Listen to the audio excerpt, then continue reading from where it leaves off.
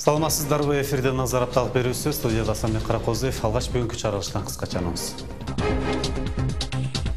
Кыргызстандын Аксыдагы айрым жерлери Өзбекстанга берилип жатабы? Жергиликтүү тургундар ушундай маалыматтарды айтып чыгышты.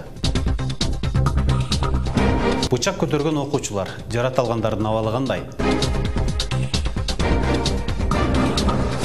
Шагыл казуудан келип чыккан көйгөй, 30 адыр аймагында жашаган тургундар жапа чегүүдө. Баткендеги винзавод, жүзүн талалары иштетилбей, сырыоо жетишсиз болууда. Фермер-миллионер Факридин Ботобеков миңге жакын мал кармап жылкынын 4 түр породасын багат. Буга кантип жетишкен? Берүүбүздү баштадык. Аксы районунун жергиликтүү тургундары жана активисттери чек араны тактоодо Кыргызстан бул аймактан Өзбекстанга жерди ашыкча берип жатат деп нааразычылык билдирип чыгышты. Алар Дээрес, Өрүксар участогундагы Кыргызстандыкы делген жерлерден кантип коңшуларга өтүп кеткенин түшүнбөй турушат. Ал эми өкмөттүн Жалал Абад облусундагы өкүлчүлүгү аталган тилкеде делимитация жана демаркация иштери толук аяктагандыгын жана эч кандай ашыкча жер берилбегендигин билдирүүдө. Теманы Жалал Абадтан кабарчыбыз Кабылбек Көчкүнбаев улантат. Абдыганы Райымов Өзбекстан менен чектеш Дээрес айылында жашайт. Анын 1992 жылдан бери араңдан өздөштүрүп Терексарга айланткан 5 гектар жеринен 1 гектардай бөлүгү чек араны тактоо учурунда Өзбекстанга өтүп калганын тийиштүү кызмат өкүлдөрү өткөн жылы айтышкан. Bir жылы 50 сотук, bir жылы 1 гектар кылып кошуп отуруп 5 гектарга жетишкенбиз да. Азыр эми 1 гектардан ашык Өзбекстанга өтүп кетет. Шу. Терексарларбы? Анан теректи төлөйт, ким төлөйт десек, эч ким төлөбөйт, калып кетет ошо өйдөн деп атат. Ыктыярдуу чек арачы, жарандык активист Бакыт Үзенбаев Райымовдун жери сыяктуу бир нече гектар аянт коңшу Өзбекстанга өтүп калганын айтууда. Анын белгилешинче 1980-жылдардагы тактоолордо бул участоктун 93 гектары Кыргызстандык болгон. Бирок бүгүнкү күнү ал сандар 54 гектарга өзгөргөн. 93 гектар Кыргызстандын жери болса, аны 63 гектарга түшүрүштү. Макул дедик. Андан кийин 63 54 болуп калыптыр. Эмне Кыргызстандын жерин 40 берише береби? Эмне тортпу бул Кыргызстандын жери? Жогоруда айтылган маалыматтарды ошол кездеги жерге жайгаштыруу боюнча адис болуп иштеген Касымбек Сорбеков да ырастоодо. Анын айтымында 1978 жылы алгачкы жолу чек араны тактоо боюнча маселе көтөрүлүп, Аксынын Дээрес Өрүксар участогунун 93 гектары кыргыз тараптын пайдасына чечилген экен. Өзбектердин областной гипроземинин директору Нуриддинов деген, анан Имиров деген областной управление землеустройствосунун башчысы келип, 3 районун землеустроительдери келип туруп, бәрін тактап чыгып, 55-жылкы Абдусүйөркулов менен Мухиддиновдун кол койгон материалы бар эле да.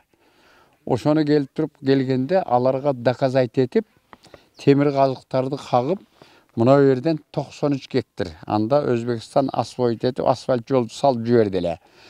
Асфальт жолу менен кошо бизге 93 гектар өткөн. Өкмөттүн Жалал Абад облусундагы өкүлчүлүгү тургундардын жерлер коңшу өлкөгө берилип кетти деген сөздөрүн чындыкка дал келбесин айтууда. Алардын билдиришинче, аталган участоктогу талаштуу жерлер такталып, делимитация, демаркация иштери аяктаган. Ал эми коңшу өлкөгө бир нече гектар жердин өтүп калуусу жер алмашуудан жаралган жагдай деп түшүндүрүшүүдө. 76 гектар жерде жанагы Эшек Мойнок, Талды булак деген жер бар, застава бар биздин. Ошол жерлер 76 гектар жер ошол жанакы мен айткан Сары көпүрө эмелери кошулуп Өзбекстанга жазылып, Өзбекстандын чек арасыга такталып калган. Ошо 55-жылы тактаганда дагы 61-жылкы указ менен дагы да. Анан ал жерлерди баарын алып, алмаштыруу жолу менен. Анан жана кайтып аткан ошол 54 гектар жерди биз аларга бергенбиз да. Мындай түшүндүрмөгө макул болбогон Бакыт Үзенбаев эл өкүлдөрүнө жана президентке кайрылуу жолдоп, чек ара маселесине олуттуу көңүл бурууга чакырды. Мен кайрылат элем парламентке. Кыргызстан фракциясынын депутаттары өзүбүз чуркаган. Ошондой башка фракциядагы Жанар Акаев, Момбеков, Рысалиев, Канат Исаев, Азиз Турсунбаевдарга, Алмаз Эргешевдарга парламенттик комиссия түзүп келип туруп көргүлө Кыргыздын жеринин кандай кетип атканын. Биздин бир эле участокто ушундай чечилип аткан, калган 58 талаш аймакта кандай чечилди? Кыргызстандын чек арасынын 1378 чакырым аралыгы Өзбекстан менен чектешип турат.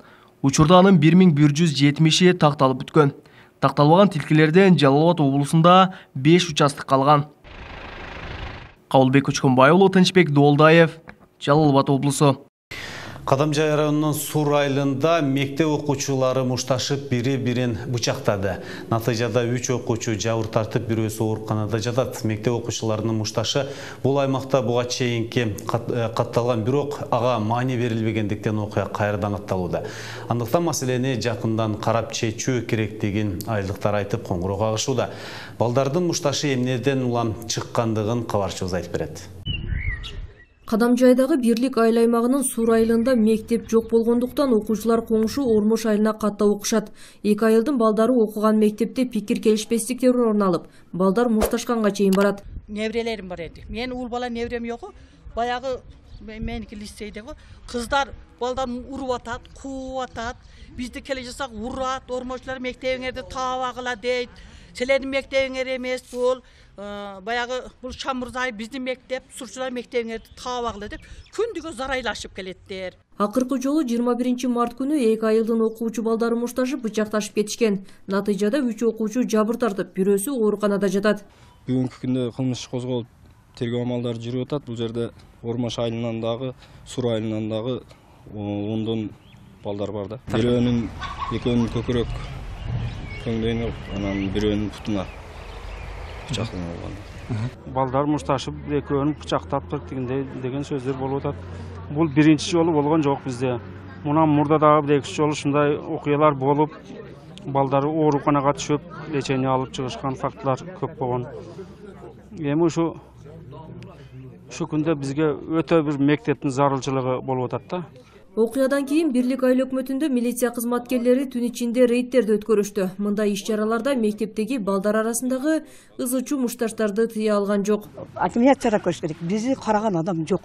Жалып кылып барат, айып дагы эле бул жабыр тарткандарга ойлоп калып атат да. Эмне үчүн жабыр тартат, айыпты булар тартат. Канчалаган адамдар болсат. Бул эмкисинде бука. Бул жок. Өлүм менен аяктайт. Эгер муну бир жагга чечпеселер, мына жогору жактагылар чечпесе, өлүмгө чейин барат буларчы. Ушуну мына айыл өкмөт чечип берсин. Менен энелер заттан энебиз. Биз балдар жөнөткөн коркутабыз. Муштай балдар баягыда кичинекей немелер септерди салып алып урушат экен. Балдарыбыз коркуп барып атат. Маселени жөнгөрүү үчүн Сур айылына да жаңы мектеп салып, эки айылдын балдарын бөлүү керек. Анткени мектеп жетекчилиги тарабынан буга чейин ынтымакка чакырган бир канча тарбиялык сааттар жана иш-чаралар өткөрүлгөнү менен натыйжа болбой келет. Иш-чараларды өткөзүп келебиз, диспуттар өткөзөбүз. Мына ушундай иш-чаралар түзүлүп атат, бирок бул окуя ушул 21 март күнү түнү ушул 12лер чамасында болгон. Эми негизинен ошол ата-энелер дагы ушул ошогон баланы кечке чыгарбоо, көзөмөлдөө, баланы жакшы бир ыйманды, адепке ушундай чакырса, ушундай иштерден алыс болобузбу деген ойдомун. Ошол бул ата-энелердин талабы Сур айылындагы мектептин жоктугунан болуп атат деп билемин. Бул жерде өтө орчундуу бир келишпестиктер жок, ич-чара мындай талаш тартыш маселеси жок. Булардын бир эле бизге койгон талабы ошол Сур айылына мектеп куруп бергиле деп кайрылып жүргөнү болуп атат. Учурда аталган мектепте Ормош айылындагы 322 жана Сур айылындагы 302 бала билим алууда. Фируза Аскарбек кызы, Жыргал Абдижали уулу, Ынтымак, Кадамжай району.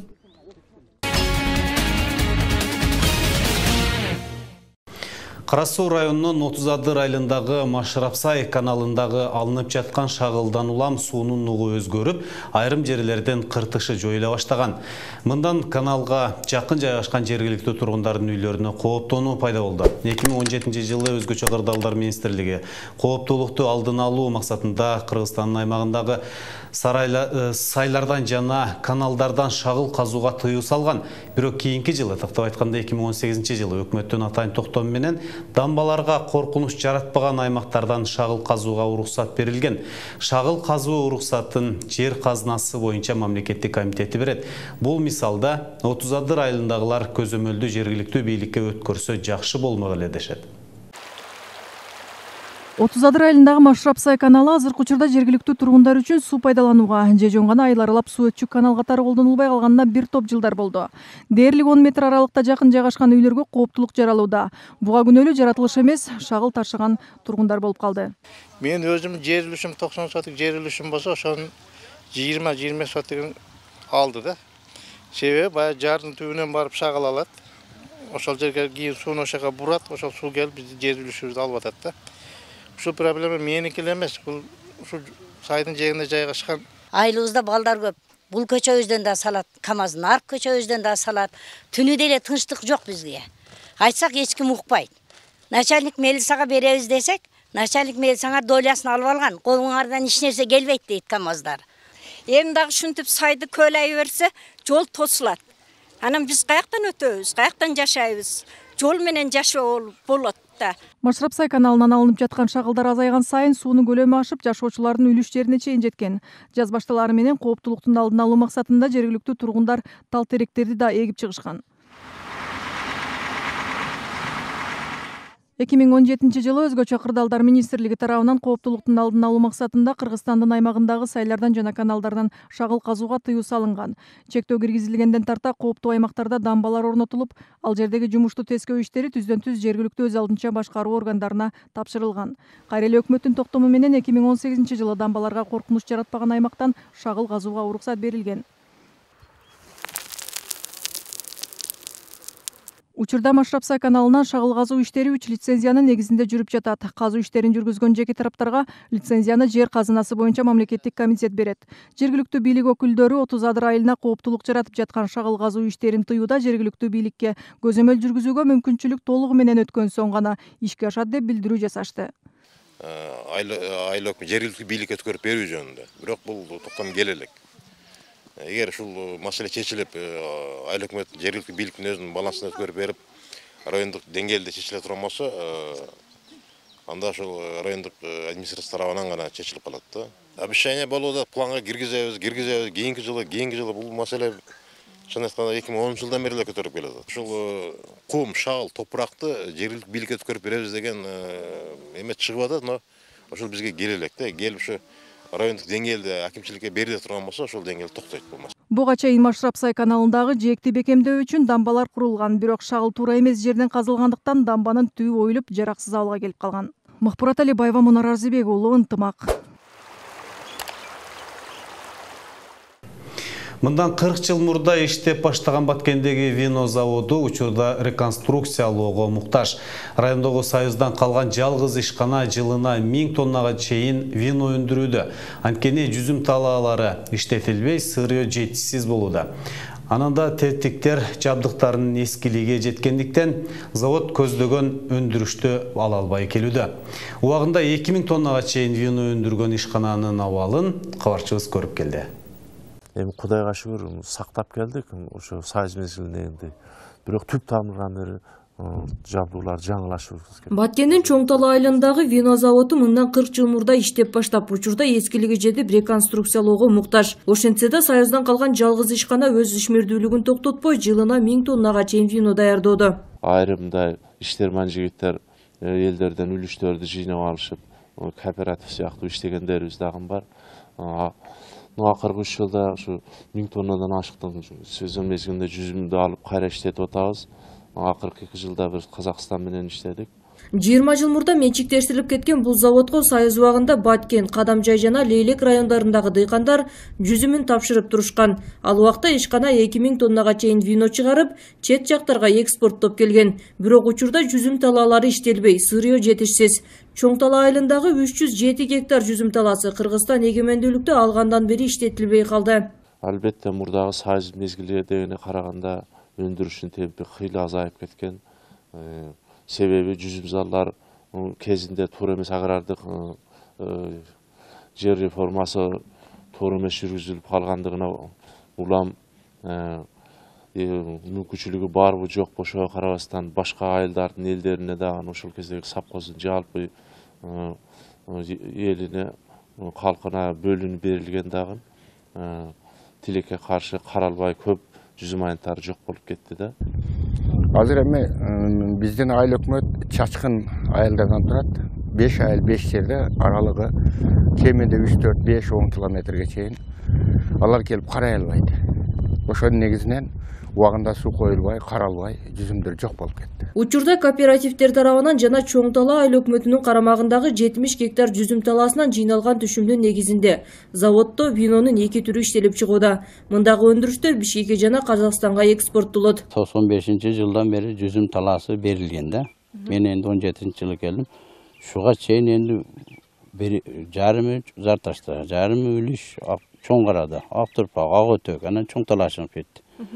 Енді Актурпак, Ак Өтөк, Чоң Талаачыларды турат. Келип болсо эми жүзүмдөрү мына айдалып, башка болуп, тактары жумшалып, азыр дагы барып көрөбүз. Өкмөттүн эми жүзүмү бар 70 гектар. Ол дагы так айдалып, мына быйыл 200 тонна, 300 тонна жүзүм тапшыртып атат. Мындагы тетиктер жабдыктардын эскилиги жеткендиктен ишкана жетекчилиги реконструкциялап башка багытта иш алып барууну көздөөдө. Бирок каржы булактарынын жоктугунан завод ишин жандanta албай, жаап сала албай убара тартып турушат. Анткени ичимдик чыгарган заводко банктар тарабынан насыялар да берилбей жатыптыр. Учурда 3 гектарды ээлеген ишкананы оңдоп түзөөгө 3 миллион акш доллары керектелүүдө. Ушундай эскилиги жеткен техникалар эптеп ремонт кылып турабыз да. Мына стекательдеп коет, келген жүзүмдөр ушул жерге келип, анан пресстеп коет. Бул жерде жүзүм сыгылып, нар жакка өтүп ямаларга куюлат дагы. Анан выжимка деп коет, бердеги отходтору мына лента аркылуу нар жакка түшөт. Анан жүзүмдөрү через насос аркылуу мына чаналарга. Эске салсак, ишкана 2014-жылдан бери глобалдык жоопкерчилиги чектелген коом тарабынан иштетилүүдө. Жыл сайын июнь айынан күздүн аягына чейин кызуу иш жүрүп, 15 адам жумуш менен камсыз болот. Фируза Аскарбек кызы, Жыргалап Дижали уулу, Ынтымак, Баткен району.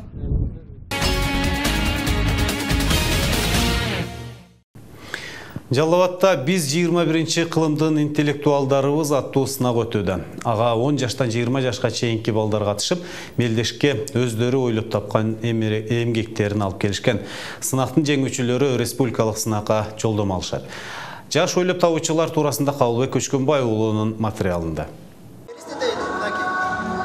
8-чи класстын окуучусу Жумакадыр сынакка Алабука районунан келген. Ал кара өрүктү кургатуучу аппараттын макетин жасаган. Анын бул табылгасы багбандарга жардамын тийгизүүсүнөн үмүтү чоң.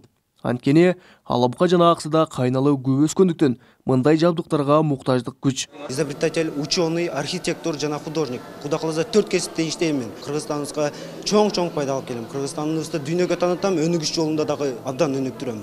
Куда каласа мен ойлоп турган техникаларым Кыргызстанда чыга турган болот. Кыргызстанда көбөйө турган болот. Ошентип дүйнөгө тарала турган болот. Дүйнө боюнча Кыргызстаныбыздын техникаларын иштетише турган болот. Жаш ойлоп табуучулардын дагы бири Бекмырза Кулмурзаев. Алда эл чарбага керектүү болгон жүгөрү калоочу аппаратты жасаган.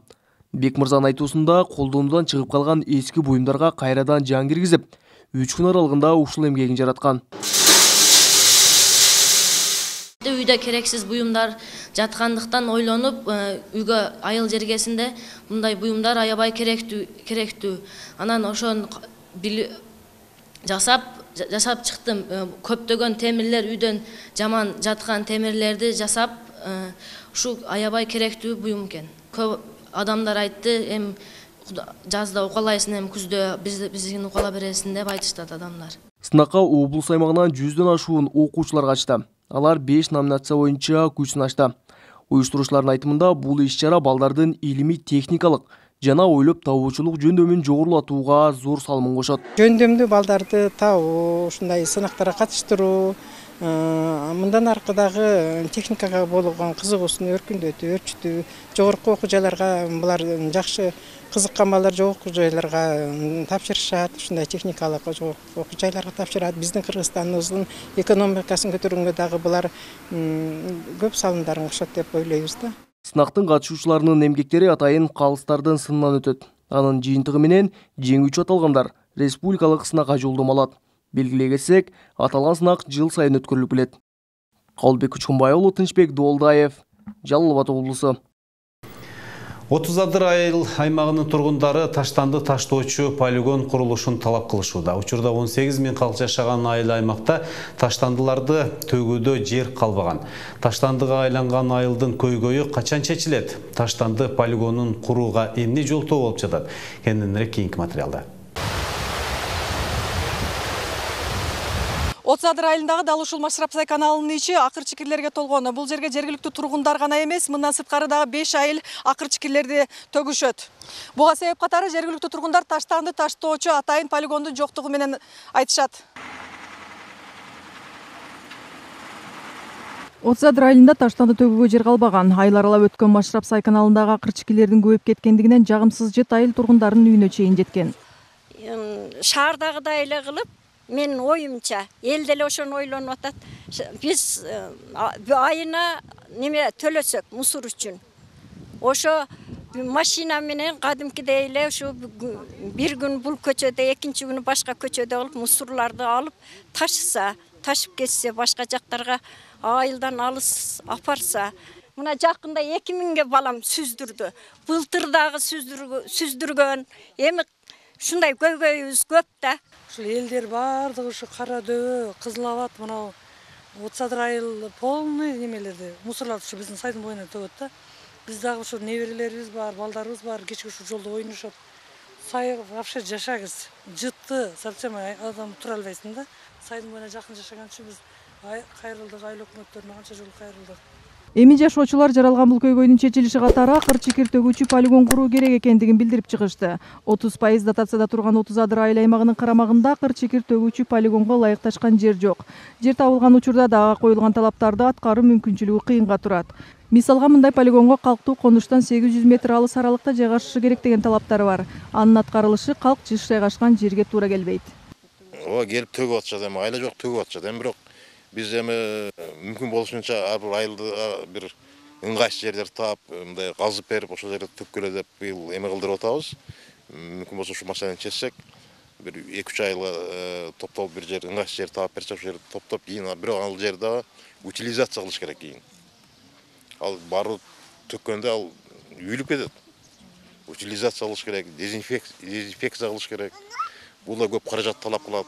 Буга чейин Отuz-Адырга полигон куруу максатында инвесторлор да келген, бирок жерлер жарандардын үлүшү же жайыт комитетине караган жерлер болуп чыккан. 50 сотик жерди дагы чечиш үчүн аны жогору жактагы инстанцияларга барып трансформация кылып келиш керек экен да. Трансформация кылынып турган жерлерибиз бизчи көбүнчө жайыт жер болуп чыгып калып атат. Жайыт жерге мораторий болгон, эч кандай трансформацияга болууга мүмкүн эмес деген мыйзамда көрсөтүлгөн да. Отuz-Адыр айыл аймагында 18 000 калк жашайт. Мындан сырткары Кара Суу районуна карагандагы 5 айылдын тургундары төккөн акыр чикирлер биригип Машрайсап каналына кошулуп күн өткөн сайын таштандылар каналдан ашып жатат. Мыкпурат Алибаева, Мунар Арзыбек уулу, Мусулман Кул Шакиров, Ынтымак.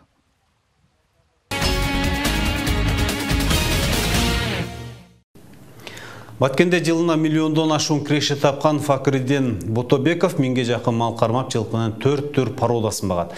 Анын насыл тукум малдары 50 000 сомго чейин бааланса, таза кандуу жылкылардын кардарылар 1 миллион сомго чейин сурап келишет. Анткени фермер бул породаларды чет жактардан алып келет.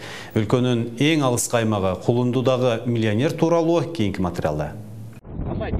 Өлкөнүн эң алыскы Кулунду айылы Тажикстан менен чектешип, калкы дыйканчылык менен алектенет. Ал эми айрымдар мал чарбачылыгын колго алышкан. Чоң мекеме ишканалар болбосо да, бул айылдын калкы бай келет. Алар жерден же мал чарбачылыгынан чоң киреше таба алышат. Алардын бири Фахриддин Ботобеков. Короосунда 1000ге жакын кисар койлору жана жылкынын 4 түр породасы бар. Баарыны сорттоп, кочкорлорду 30 000, 40 000, 50 000ге чейин немеден алып келем, Дүйшөмбөдөн алып келем сорттоп. Мындай бой где-то 95 bir сорттор кисар. Азыр кисар койчу элек. Азыр 1-2 жылдан бери основной кочкорлорду кисар Афганга чалыштырып атам. Бойлору 1-10га чейин барат да туура. Фермер мал чарбасыны мындан 7 жыл мурда баштаган. Алгачкы Тажикстандан алып чыккан 100 кисар кою учурда 1000ге жеткен. Андан жылына 400дөй төлөй алат. Козу улактардын ар бирин орто эсеп менен 5000 сомдон 7000 сомго чейин сата алат. Ошондо фермер жылына 2 миллион сомго чейин киреше табат. Бул породадагы мал 3-4 жылда бою 1 метр 10 сантиметрге жетип, 50 килограммга чейин эт бере алат. Баасы да жөнөкөй койлорго салыштырмалуу 3-4 эсеге кымбат. Кышында элдер билем кандай багат, мен себеби төл алам, мисалы 1000 баш болсо 1000ден аз төл албайм да мен. Себеби 4 ай хашек жемини полный берем. Ар бир малга 600 граммга чейин жем берем койлорго. Себеби төлүмдү айткан эсебимди берет да. Хашек жемини берип карды ток болсо төлдү 100% берет. Бир гана жолдошум эмес, биз жолдошума ошо балдарым менен биргеликте өзүм дагы чогуу ушундай бир мисалы төл башталганда дагы биз үйдө отурбайбыз. Балдарым менен барып ошол жерге барып, куроого барып, аракет кылып, козуларды алып койчубузга жардам беребиз да мындайча айтканда. Акыркы 2 жылдан бери Фахридин Ботобеков жылкы багуунуда колго алды. Учурда короосунда 4 породадагы 20 жылкысы бар. Анын улакка чапкан жылкысын кардарлар 1 миллион сомго чейин сурап келишет. Азыр үйдө таза кандуу байталдар бар, ошолорго буюрса ушу англичан аттын немесинен ургалайыктуу атабыз. Азыр буга клиенттер, кардарлар өтө көп чыгып атат буга. Даже 1 миллион ушундай беребиз, бул айгырыңызды бериңизчи деген адамдар өтө көп болуп атат да. Анан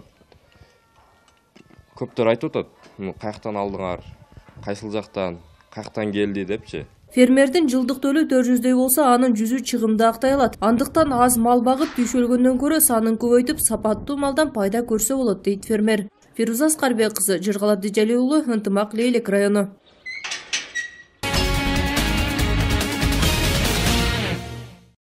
Булар өтүп бараткан жумадагы орунтуу делген окуялардын айрымдары гана болду. Ушуну менен берүүбүздүн соңуна чыгарабыз. Сиздер жарым саат бою назар апталык берүүсүн көрдүңүздөр. Кызматыңыздарда мен Асанбек Каракозиев болдум.